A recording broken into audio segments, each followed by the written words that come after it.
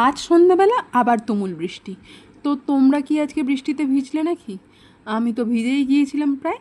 বাড়ি এসে ফ্রেশ হয়ে চুলটা শুকিয়ে নিলাম, আর তার সাথে বানিয়ে নিয়েছিলাম লিকার চা, চিনি ছাড়া, সেটাই খাচ্ছি।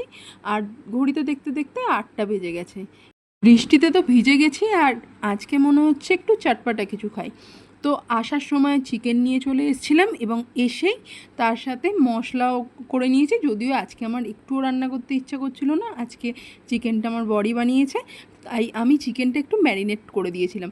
সমস্ত পেঁয়াজ, আদা, রসুন সব কিছু দিয়ে ম্যারিনেট করে নিয়েছিলাম। আর তারপর দেখি হঠাৎ করে কাজ করতে করতে এসে দেখি ওর মোটামুটি প্রায় রান্না অনেকটা হয়ে গেছে, কষানো হচ্ছে। তাই আমি বললাম যে আমি একটু কষা খাবো। তো কষাটা কিন্তু জাস্ট অসাধারণ বানিয়েছে। বলেছিলাম একটু বেশি ঝাল ঝাল বানাতে, কষাটা কিন্তু দারুণ হয়েছে। এক্সপ্রেশন দেখেই বুঝতে পারছো, অসম্ভব সুন্দর হয়েছে। আর নিজে না বানিয়ে কেউ যদি বানিয়ে দেয়, সেই রান্নার টেস্ট যেন দ্বিগুণ হয়ে যায়। তো আমার ক্ষেত্রেও তাই, একদম বানিয়েছে লাল লাল ঝাল ঝাল চিকেনের ঝোল। যদিও আমি সলিড পিসি এনেছিলাম, পুরোটাই সলিড, এবং অসম্ভব ঝালও হয়ে গিয়েছিল। তবুও মাংসের ঝোল তো, সেটা ঝাল হলে বেশ খারাপ লাগছে না। একটু লেবু দিয়ে জমিয়ে খাওয়া। আজকে রাতের ডিনারটা পুরো জমে গেল। তোমাদের আজকে রাতের ডিনার কী করলে গো? সেটা অবশ্যই জানিও, যদি আজকে ডিনার করতে একটু দেরিই হয়ে গেল। Good night.